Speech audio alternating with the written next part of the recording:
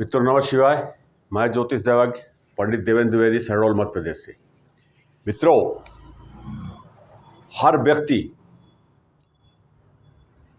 अपने भविष्य को लेकर के चिंतित है, कुछ ना कुछ जानना चाहता है और जानने के लिए हम ज्योतिष का सहारा लेते हैं, किसी ज्योतिषी के पास जाकर के परामर्श लेते हैं, पर पूर्णतः जानकारी हमें प्राप्त नहीं हो पाती। आज एक ऐसा रोचक विषय है कि विश्लेषण तो आपने देखा होगा कि जन्म कुंडली का विश्लेषण कैसे होता है, ये आप सभी को पता है।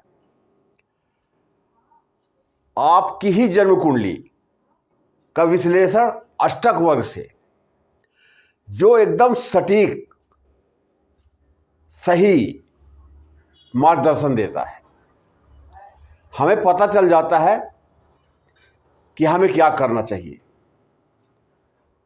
आज ये वृश्चिक लग्न की कुंडली है, किसी सज्जन की है। इनका जन्म जो है 29 अक्टूबर 1955 का है, समय सुबह 8:30 बजे। कुंडली का विश्लेषण मैं नहीं करूंगा, पर इसी कुंडली का विश्लेषण में ये अष्टक वर्ग सारणी जो है इससे करूंगा। आपने ऐसा विश्लेषण देखा भी होगा, ऐसा नहीं है कि मैं पहली बार बता रहा हूं। आपकी जन्म कुंडली में 9 ग्रह जो हैं, हो सकता है एक एक ग्रह बैठे हों, हो सकता है 2-3 ग्रह एक ही भाव में बैठे हों, किसी भी राशि में बैठे हों। तो वो जन्म कुंडली तो एक प्रथम कुंडली है, जिसके बिना हमारी बाकी कुंडलियां जो हैं वो आधी अधूरी रह जाती हैं।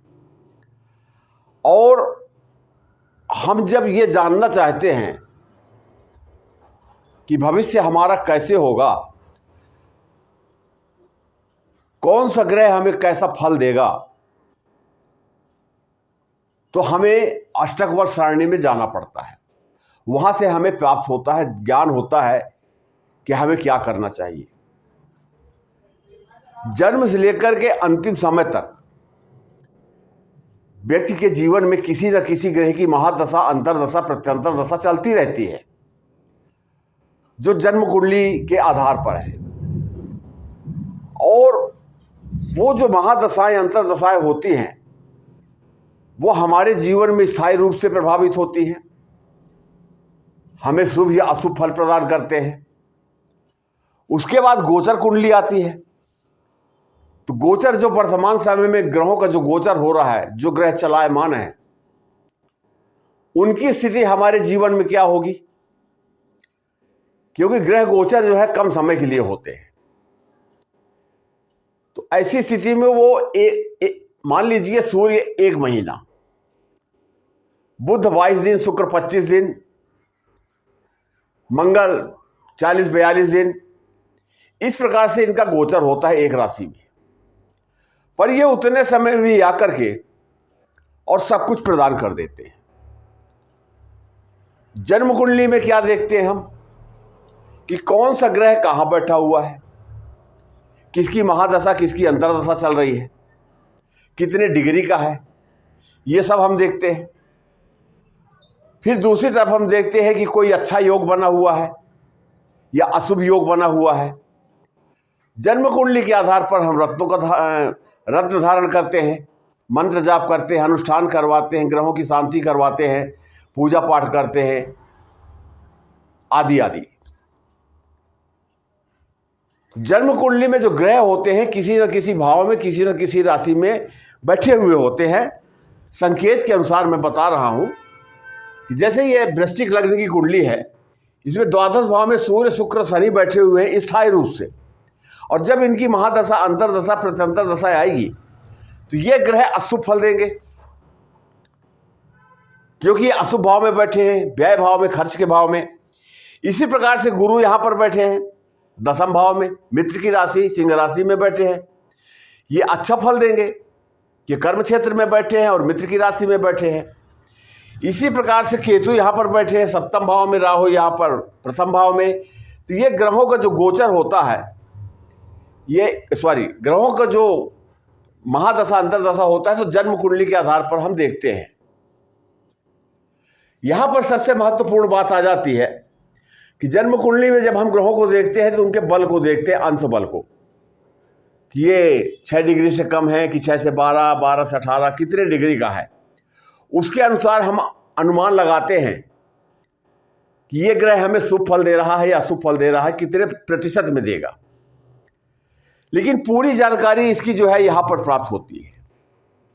ये बहुत ही अच्छी टेक्निक है, इसलिए मैंने कहा ये रोचक विषय है और हर व्यक्ति को जानना भी चाहिए, ज्ञान का विषय है। अब यहां पर देखिए 29 अक्टूबर 1955 का जन्म है, 8:30 बजे सवेरे का जन्म है। अभी वर्तमान में मंगल की महादशा चल रही है 15 सितंबर 2020 से 15 सितंबर 2027 तक ये महादशा चल रही है। अंतरदशा ले लें तो शुक्र की अंतरदशा 9 अगस्त 2025 से 9 अक्टूबर 26 तक ये अंतरदशा चलेगी। तो 2 ग्रह प्रमुख होते हैं, एक महादशा एक अंतरदशा, बाकी कम समय के लिए होते हैं। उसकी जानकारी होनी चाहिए पर कम समय के लिए होते हैं, जो कम समय में ही अपना शुभ या शुभ फल दे करके आगे बढ़ जाते हैं। तो मित्रों, ये तो कुंडली है वृश्चिक राशि की, वृश्चिक लग्न की, और इनकी मीन राशि है। अब मीन राशि में 7.5 चल रहे हैं, शनि का दूसरा चरण। अब मीन राशि वृश्चिक लग्न की कुंडली में मीन राशि कहां पर आएगी? मीन राशि पंचम भाव में है। ठीक इसी प्रकार से ग्रहों का बल देखने के बाद हम किसी निर्णय पर पहुंचते हैं, रत्न धारण करते हैं, मंत्र जाप करते हैं। तो ये तो हो गया विश्लेषण, मैंने एक संकेत दिया है मैंने आपको कि विश्लेषण, जन्म कुंडली का विश्लेषण इस प्रकार से लोग करते हैं और बहुत से लोग जानते भी हैं, ऐसा नहीं है। इसी का विश्लेषण सेम वृश्चिक लग्न, ये भी वृश्चिक लग्न है, इनकी मीन राशि पंचम भाव, ये मीन राशि पंचम भाव। अब इसे देखते कैसे हैं? बहुत ही रोचक विषय है। कोई भी व्यक्ति अपनी कुंडली सॉफ्टवेयर में डाल करके, एस्ट्रो सॉफ्टवेयर में सर्च करेंगे तो आपको पूरी कुंडली मिलती है। उसमें ये अष्टक वर्गा सारणी भी रहती है। इसमें जैसे लग्न कुंडली, चंद्र कुंडली या अन्य कुंडली में ग्रह जो है किसी राशि किसी भाव पर बैठे रहते हैं, इसमें अंक लिखे हुए होते हैं 25, 35, 27, ये इन्हीं की कुंडली है। ये जो सज्जन है इन्हीं की कुंडली है ये। तो यहां जो ग्रहों को हम देखते हैं तो अंश बल के हिसाब से देखते हैं, और यहां जो ये पॉइंट्स लिखे हुए हैं ये भाव बल दिखाते हैं हमें कि उस भाव का बल कितना है, उस भाव से हम कितना कुछ प्राप्त कर सकते हैं। तो ये अंक हमें दिखाते हैं। आगे मैं पूरे अच्छे से बताऊंगा, आपको समझने का प्रयास कीजिएगा थोड़ा, और आप अपनी कुंडली स्वयं देख सकते हैं और अब खुद भी उसका फल जो है निकाल सकते हैं। अब यहां पर ये अंक जो लिखे हुए हैं ये तो आप समझ गए। ये टोटल अंक जो है 337 पॉइंट्स होते हैं। अगर इनको जोड़ा जाए तो 337 337 बिंदु होते हैं। साउथ में इन्हें बिंदु के नाम से जाना जाता है, नॉर्थ में रेखाएं बोलते हैं। हम इसे रेखा बोलें, बिंदु बोलें, पॉइंट्स बोलें, अंक बोलें, गिनती बोलें, कुछ भी बोलें, ये लिखे हुए हैं, गिनती लिखी हुई है जिसे हम बिंदु करके संबोधित कर सकते हैं। अब ये भाव के बल को दिखाते हैं, लेकिन यहां पर भी वही चीज लागू होती है कि जन्म कुंडली में 3, 6, 8, 12 भाव जो हैं ये अशुभ भाव होते हैं, विशेष करके 6, 8, 12। ठीक इसी प्रकार से 3, 6, 8 और 12 भाव इसमें भी अशुभ माने जाते हैं। अब ये अष्टक वर्ग सारणी बनती कैसे है ये भी तो आपको पता होना चाहिए। तो ये अष्टक वर्ग सारणी बनती कैसे है? तो सूर्य, चंद्रमा, मंगल, बुध, गुरु, शुक्र, शनि, ये 7 ग्रह होते हैं और 8वां लिया जाता है लग्न को। तो ये 8 को मिला करके अष्टक वर्ग सारणी या सर्वाष्टक वर्ग सारणी बनती है। राहु और केतु, इन दो ग्रहों को इस सारणी में स्थान नहीं दिया गया है, क्योंकि ये छाया ग्रह हैं और पिंड ग्रह भी नहीं है और इनकी अपनी कोई राशि नहीं है। तो ये 7 ग्रह और लग्न को मिला करके और सर्वाष्टक वर्ग सारणी बनती है। अब ये 8 मिल करके एक ग्रह दूसरे ग्रह को, दूसरा ग्रह तीसरे को, चौथा ग्रह छठवें को, 7वां ग्रह 9वें को, इस प्रकार से ये ग्रह जो है कुछ बिंदु, कुछ अंक, कुछ पॉइंट्स एक दूसरे ग्रहों को आदान प्रदान करते हैं। और जब ये 8 मिल करके कोई 2 नंबर दिया, कोई 4 दिया, कोई 5 दिया, कोई कुछ दिया, कोई कुछ दिया, तो जब हम उसे जोड़ते हैं तो ये अंक हमें प्राप्त होते हैं। जैसे लग्न भाव में 25 अंक प्राप्त हुए हैं, यहाँ पर तीसरे भाव में 35 अंक प्राप्त हुए हैं, सप्तम भाव में 31 अंक प्राप्त हुए हैं। तो ये इस प्रकार से ये सर्वाष्टक वर्ग बनता है। अब इसका विश्लेषण कैसे करते हैं? तो 1 से लेकर के 24 तक, 24 से अगर कम बिंदु आते हैं, 22, 20, 18, 17, अगर जितने कम हम नीचे जाएंगे और जिस भाव में बिंदु कम प्राप्त हो रहे हैं उस भाव का फल हमें प्राप्त नहीं होगा। सिर्फ हमें 6, 8, 12, 3 भावों में बिंदु कम चाहिए, क्योंकि ये अशुभ भाव है, और बाकी शेष भावों में हमें बिंदु ज़्यादा चाहिए। और इस सर्वाष्टक वर्ग सारणी से हम सब कुछ जान सकते हैं। 95-98% बातें जो हैं सर्वाष्टक वर्ग सारणी का जब विश्लेषण होता है तो 95-98% बातें एकदम सच होती हैं।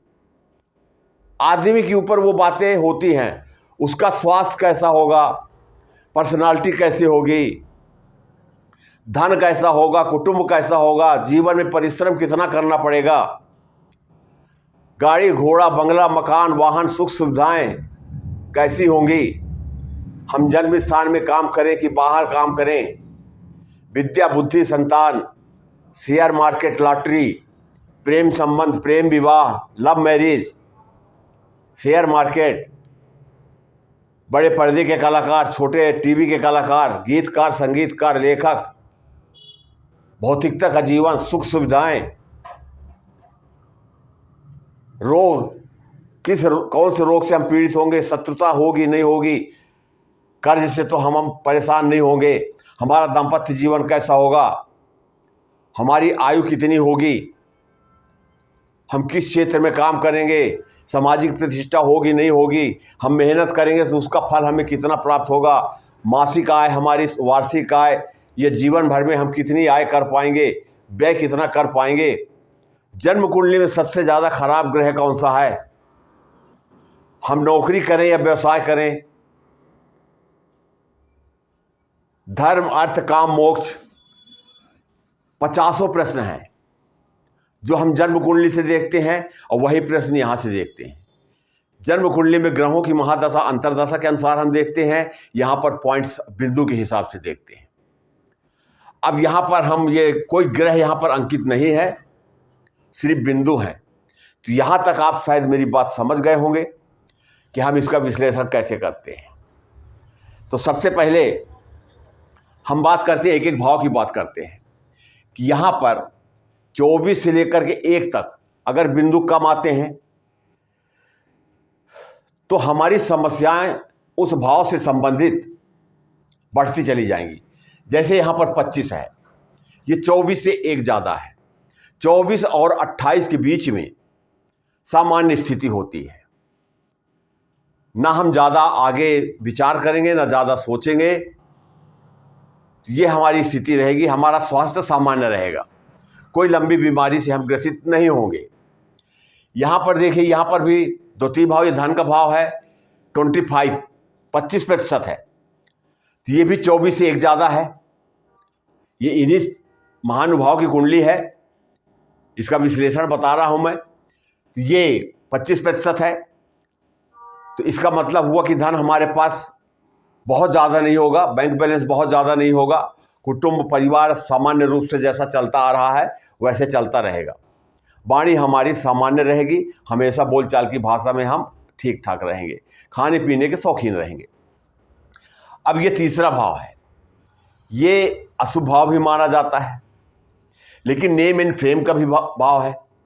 तो इस भाव में बिंदु होने से जो व्यक्ति जिस क्षेत्र में कार्य करता है, ये श्रीमान जी जिस क्षेत्र में भी कार्य करते हैं उस क्षेत्र में इनका नाम होगा, लोगों के बीच में इनकी पहचान होगी, और मेहनत भारी भरकम करनी पड़ेगी, बहुत ज़्यादा मेहनत करनी पड़ेगी, क्योंकि 35 बिंदु जो है परिश्रम को दिखाता है।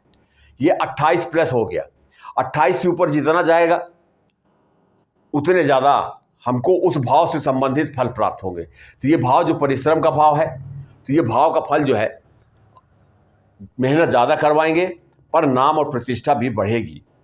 यहाँ पर देखिए चौथा भाव जो है, ये जमीन, वाहन, मकान, प्रॉपर्टी, सुख सुविधाओं का भाव है, ये माता का भाव है।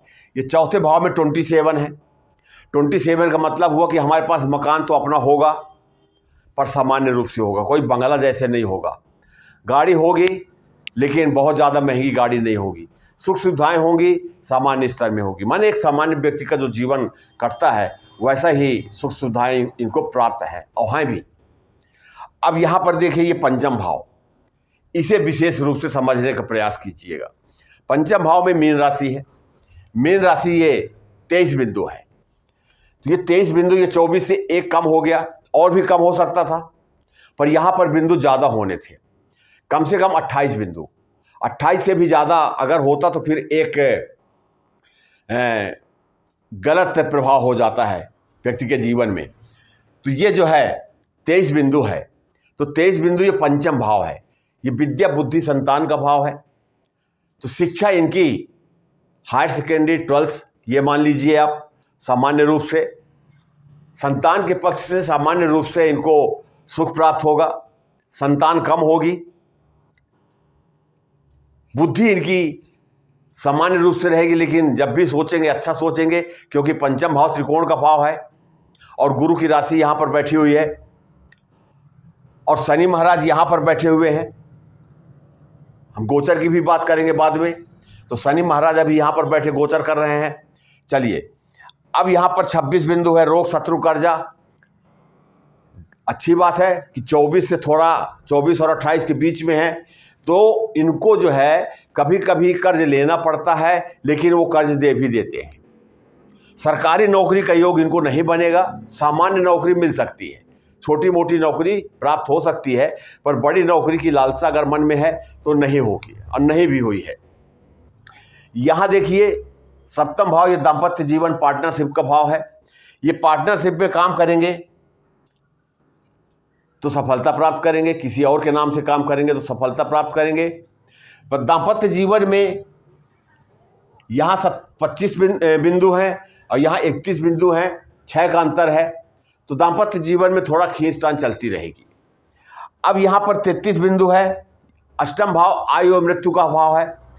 तो ऐसा नहीं है कि यहाँ पर देखिए 33 बिंदु है, 6, 8, 12 तीन भावों में अगर बिंदु 28 बिंदु से ज़्यादा हो जाते हैं तो व्यक्ति को जीवन में बहुत ज़्यादा संघर्ष करना पड़ता है।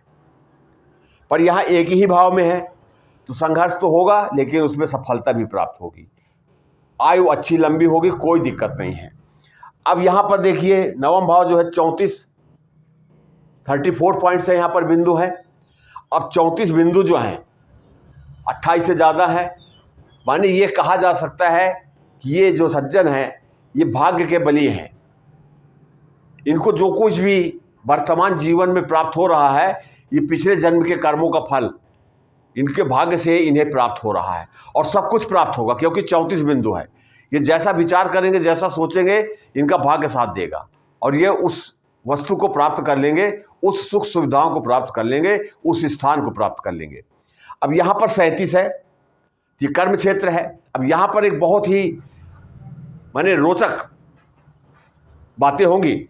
यहाँ पर 37 बिंदु है, ये दसम भाव जो होता है हमारा कैरियर का होता है, कर्म भाव है हमारा।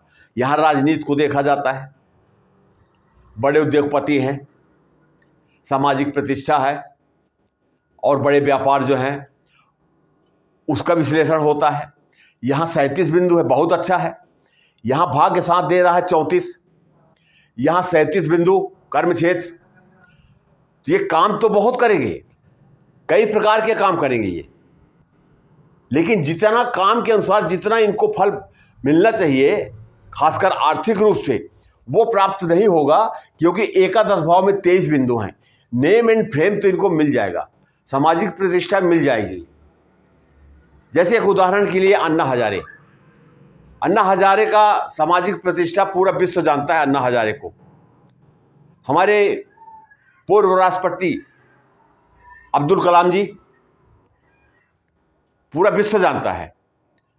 ठीक इसी प्रकार से योग बनते हैं, और यहां पर सामाजिक प्रतिष्ठा तो बन गई, पर धन के क्षेत्र में ये पीछे रहेंगे, क्योंकि यहां पर 23 बिंदु हैं।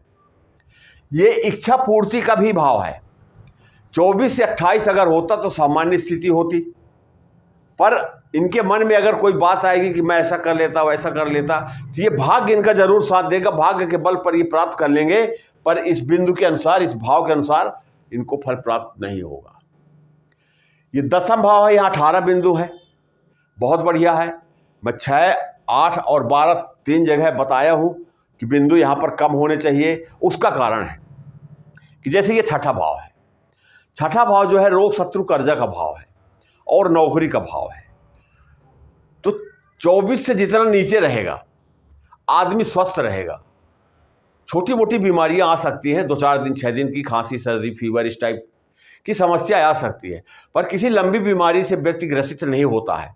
तो यहाँ पर 26 है, अर्थात 24 से 28 के बीच में तो सामान्य स्वास्थ्य जो है इनका कभी अच्छा कभी खराब चलता रहेगा, लेकिन ठीक रहेंगे, ठीक हो जाएंगे। सरकारी नौकरी का योग नहीं बनेगा, क्योंकि 26 बिंदु है, 28 से कम है। 28 से ऊपर होता तो सरकारी बिंदु हो जाता। ऐसे व्यक्ति के जीवन में जो शत्रु होते हैं, गुप्त शत्रु होते हैं, वो शांत हो जाते हैं, क्योंकि बिंदु बहुत ज़्यादा नहीं है, 26 बिंदु है। शत्रु बन गए अपने आप शांत हो जाएंगे, कंपटीशन नहीं कर पाएंगे। ये है। इसी प्रकार से ये 18 बिंदु यहाँ पर है। तो माने जितना भी ये जीवन में कमाएंगे बहुत सोच समझ के खर्चा करते हैं। सोच समझ के खर्चा करने के बाद यहाँ पर व्यय जो है इनका कम होता है। शरीर का व्यय कम होता है, आर्थिक व्यय कम होता है। इस प्रकार से ये अष्टक वर्ष सारणी का विश्लेषण, हर कुंडली का अंक जो है बदल जाता है। जैसे लग्न कुंडली में ग्रह बदल जाते हैं, राशियां बदल जाती हैं, भाव बदल जाते हैं, ठीक उसी प्रकार से यहाँ पर बिंदु जो हैं ये बदल जाते हैं।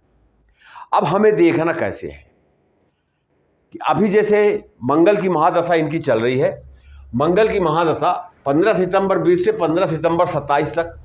अब हम आपको समझाने के लिए हम महादशा यहाँ पर लिख देते हैं कि मंगल की महादशा ये चल रही है। अब मंगल की डिग्री कितनी है हम ये देख लें। तो मंगल की डिग्री यहाँ 16.48 बढ़िया डिग्री है। 12 से 18 के बीच में अगर अंश बल प्राप्त हो रहा है तो ये 100% जो है शुभ फल प्रदान करेगा। अब यही मंगल जो है यहाँ पर इस भाव में गोचर कर रहा है कन्या राशि में सितंबर 2027 तक। तो यहां पर ये गोचर कर रहा है तो 23 बिंदु में गोचर कर रहा है। ग्रह का बल तो अपने आप में सक्षम है, पर ये 23 बल ये दिखाता है कि यहां जितनी मेहनत ये करेंगे उसके अनुरूप इनको लाभ नहीं मिलेगा, क्योंकि 24 से भी कम है। अगर ये 1000 रुपये कहीं व्यय करके और 1500 रुपये 1400 रुपये कमाना चाहते हैं तो 1100-1200 रुपये ही कमा पाएंगे। आय इनकी कम होगी, इच्छाएं भी इनकी कम हो जाएंगी, इच्छाओं की पूर्ति नहीं होगी। तो ये मंगल की महादशा को देखने के लिए या किसी भी ग्रह की जो महादशा चलती है वो किस राशि में किस भाव में है, कौन सी जन्म कुंडली है, किस लग्न की, ये भी देखना है। तो ये तो एक कुंडली है व्यक्ति विशेष की हो गई। एक विश्लेषण मैं कर रहा हूं आपको बताने के लिए, आपसे बातें करने के लिए, आपकी जानकारी के लिए। तो मंगल यहां पर हो गए। अब बुध को देखिए, शुक्र को। शुक्र जो है 9 अगस्त 25 से 9 अगस्त 26 तक, 9 अक्टूबर 26 तक इनका गोचर हो रहा है। शुक्र का गोचर कहाँ हो रहा है? मीन राशि में यहाँ पर। तो ये भी सामान्य परिणाम देंगे, क्योंकि यहाँ पर भी 23 बिंदु है। इस प्रकार से हम पूरे किसी भी ग्रह का जब हम महादशा अंतर्दशा चलती हो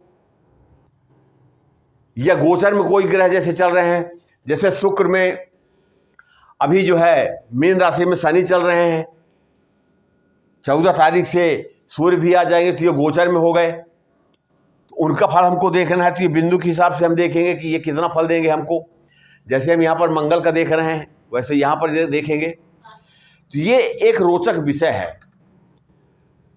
आप इससे ये भी जान सकते हैं कि आपके लिए पूरे 9 ग्रहों में सबसे ज़्यादा खराब ग्रह कौन सा है, क्योंकि कोई भी ग्रह है 9 ग्रहों में किसी भी ग्रह की महादशा अंतर्दशा तो चलती होगी। वो शुभ ग्रह भी हो सकता है, अशुभ ग्रह भी हो सकता है, अर्थात योग कारक या मारक कोई भी ग्रह हो सकता है। तो ऐसी स्थिति में वो किस भाव में गोचर कर रहा है, उस भाव का बिंदु क्या है, तो हम निश्चिंत हो जाते हैं। अगर 24 या 28 है तो सामान्य अवस्था हो गई, न नुकसान होगा न फायदा होगा। 28 से ज़्यादा हो गया तो शुभ फल प्रदान होगा, 6, 8, 12 में न हो। बाकी भावों में 28 से ज़्यादा है तो वो हमें अच्छे परिणाम देगा। तो इस प्रकार से हम देखते हैं तो 24 से कम आ गया तो उस भाव से संबंधित जो फल है वो उसमें समस्या आएगी। अब हर चीज देखना पड़ता है इसमें बिंदु के अनुसार। अब यहां पर ये भाग्य भाव है, इससे ज़्यादा 34 है, 34 से ज़्यादा दशम भाव में होना चाहिए तो है 37 बिंदु है, से दशम भाव से ज़्यादा एकादश भाव में होना चाहिए तो यहाँ पर 23 बिंदु है और यहाँ 37 बिंदु है। तो इसकी बात मैं पहले कर चुका कि नेम एंड फेम तो होगा, सामाजिक प्रतिष्ठा होगी, सामान्य स्तर होगा, सामान्य पैसा होगा, सामान्य सुख सुविधाएं होंगी, लेकिन उतना धन नहीं होगा जितनी हमारी अपेक्षाएं होंगी। और एकादश भाव से कम होना चाहिए द्वादश भाव में तो है 18 है, अर्थात ये कमाने के बाद भी बचा लेते हैं, ऐसा नहीं है। तो इस प्रकार से हम देखते हैं। कर्ज को देखते हैं हम तो जैसे ये 25 बिंदु है और यहाँ पर छठे भाव में लग्न से ज़्यादा बिंदु यहाँ पर अगर आते हैं, छठा भाव रोग शत्रु कर्जा का, तो 1 अंक ज़्यादा है तो छोटी मोटी बीमारियाँ, पहले भी मैं आपको बताया हूँ, तो छोटी मोटी बीमारियाँ यहाँ पर हो जाती हैं। ये चौथा भाव होता है जो जन्म स्थान का भाव होता है। जन्म स्थान में 27 और द्वादश भाव में 18, अगर ये 27 से ज़्यादा यहाँ होता तो ये जन्म स्थान के अतिरिक्त बाहर जा कर के नौकरी करते या व्यवसाय करते तो इनको लाभ होता, पर ये जन्म स्थान को छोड़ करके अगर जाएंगे तो ये सेटल नहीं हो पाएंगे वहाँ, समझ नहीं, ये वापस इनको फिर से अपने जन्म स्थान में आना पड़ेगा। इस प्रकार से पूरी कुंडली का विश्लेषण होता है और एक एक बातें जो है निकल करके सामने आ जाती हैं। चरित्र हमारा कैसा है, हम अपव्यय कहाँ कर रहे हैं, हमें अंकुश कहाँ लगाना चाहिए, हमारा जीवन सुखी मंगल में कैसे हो। जैसे मैं बोला कि एक ग्रह खराब या 2 ग्रह खराब हैं अगर जन्म कुंडली में, तो जब किसी ग्रह की महादशा चलती है तो उसमें अंतर्दशा हर ग्रहों की आती है, तो वो ग्रह बार बार जो है महादशा या अंतर्दशा के रूप में आपके जीवन को प्रभावित करेगा। तो उस ग्रह को शांत कर देना चाहिए मंत्रों से, अनुष्ठान करके, रत्न से, रुद्राक्ष से, पूजा पाठ से, आदि आदि से, जिससे जब वो ग्रह हमारे महादशा अंतर्दशा में आए तो हमें अशुभ फल न दे पाए, दे भी तो कम मात्रा में। मित्रों, मैं हमेशा आपसे कहता हूँ, आज फिर कह रहा हूँ कि आप फ़ोन करें, मैसेज करें, आपका स्वागत है, लेकिन आप अपनी समस्याओं को गोपनीय रखें, क्योंकि आपकी कुंडली ही सब कुछ बता देगी। आपकी समस्या मुझे कुंडली से पता चल जाएगी। आपसे बातें करने के बाद मैं आपसे स्वयं पूछता हूं कि अब आपके मन में कोई प्रश्न शेष हो तो बताइए। तब तक शायद ऐसा बहुत कम होता है, क्योंकि 50 प्रश्न का उत्तर आपको मिल गया होता है कि आदमी का एक स्वभाव है कि वर्तमान में जिस समस्या से हम लड़ रहे हैं, चाहे वो विवाह की समस्या हो, चाहे लव मैरिज की समस्या हो, चाहे ऋण की समस्या हो, मकान बनाने की समस्या हो, गाड़ी खरीदने की समस्या हो, समस्या तो अनंत है। तो कैसी भी समस्या को जब हम सफ़र करते हैं तो वो 2-4 समस्या ही हमारे मस्तिष्क में रहती हैं। लेकिन ये जब कुंडली का विश्लेषण होता है तो जो समस्या आपके दिमाग में नहीं है वो समस्या भी सामने आ जाती है और जन्म से लेकर के अंतिम समय तक का सब कुछ प्राप्त हो जाता है कि आपके जीवन में पैसा कितना होगा, धन कितना होगा, आप आश्रित होंगे, क्या होगा, कैसे होगा, जीवन कैसे कटेगा। जीवन की पत्रिका लग्न कुंडली, जन्म कुंडली इसीलिए उसे कहा जाता है। तो आप अपनी समस्याओं को गोपनीय रखें और आप अपनों की या किसी की जन्म कुंडली दिखाना चाहते हैं, सटीक विश्लेषण चाहते हैं, सटीक उपाय चाहते हैं, तो दिए गए व्हाट्सएप नंबर में अपना नाम, जन्म तारीख, जन्म समय, जन्म स्थान, जिला, प्रदेश और देश लिख करके मैसेज कर दीजिए। लाइक करना ना भूलें। आपका एक लाइक मेरे मनोबल को बढ़ा देता है, मेरा कॉन्फिडेंस लेवल जो है हाई होता है। ये छोटा सा काम तो आप कर ही सकते हैं। इन्हीं शब्दों के साथ मैं अपनी वाणी को विराम देता हूं। नमः शिवाय।